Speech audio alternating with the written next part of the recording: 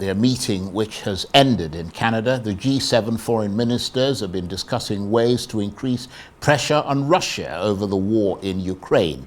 In a joint statement, the ministers called for an immediate ceasefire while voicing what they called unwavering support for Ukraine's territorial integrity. The US Secretary of State Marco Rubio suggested that Russia wasn't interested in peace.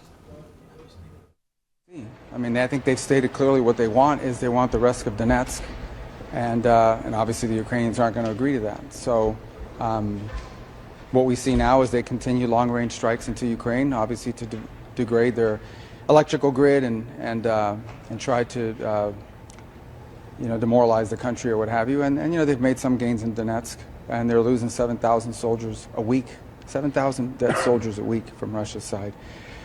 So as of now, I mean, that's the assessment we have to make. They've made a demand that Ukraine can't agree to, and so we're sort of where we are at this point.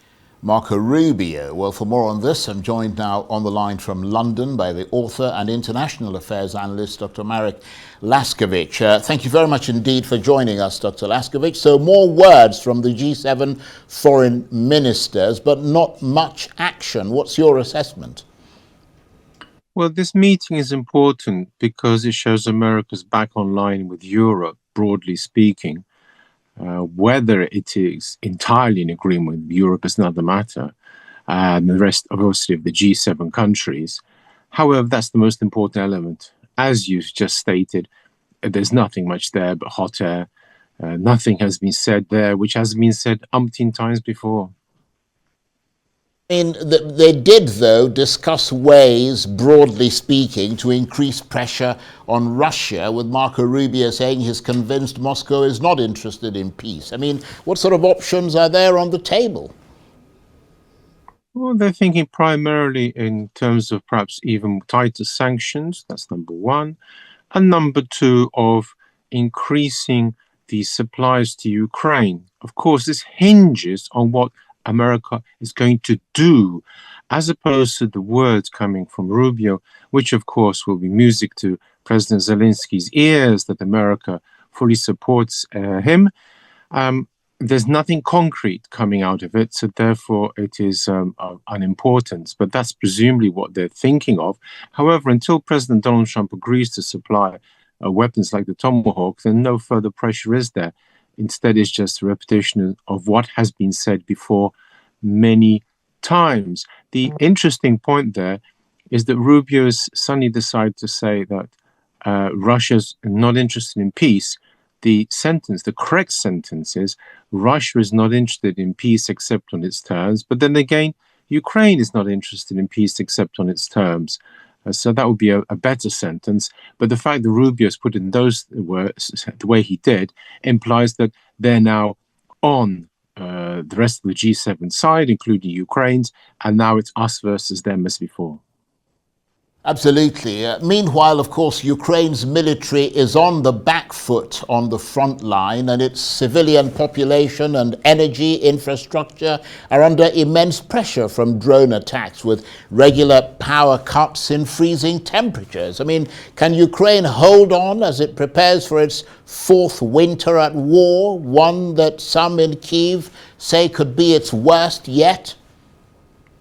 Well, strictly speaking, the answer is yes for the civilian population, because the Slavs in general, that's not just Ukrainians, Poles, Russians, have endured very cold winters and know how to cope.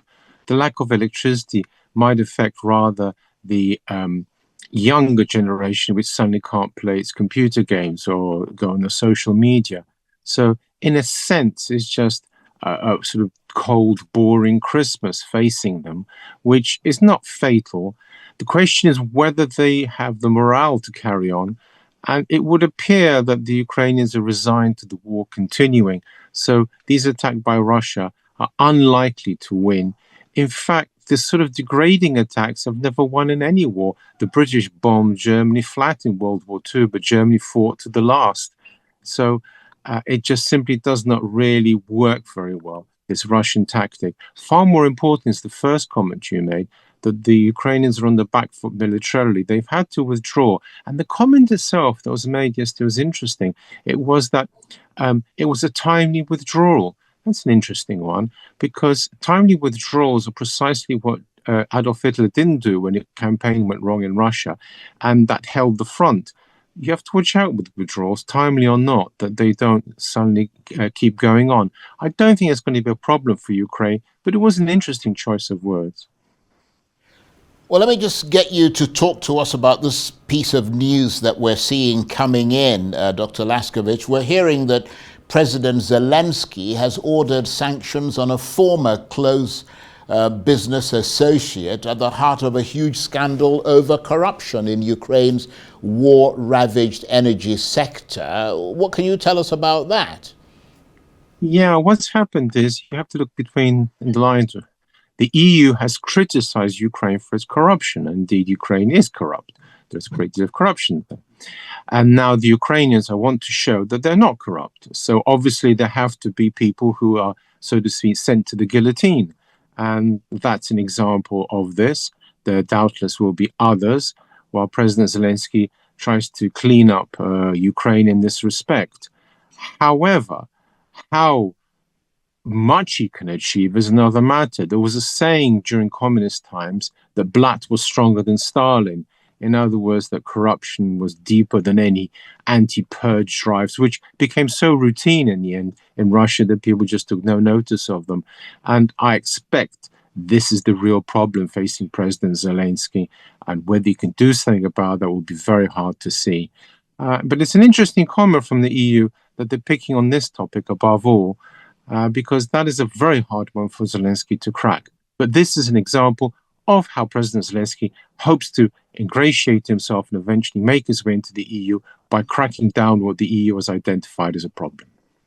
And as you mentioned, Dr. Laskiewicz, the front lines, of course, still raging, but we understand it's not just Russian soldiers that the Ukrainians are fighting, is it? I mean, Kenya has announced that about 200 of its citizens may be fighting with Russian troops in Ukraine. It comes after the foreign ministry said that up to 1,400 people from 36 different African countries are involved in the war on the Russian side. I mean, how did these people end up there, and in what capacity are they there?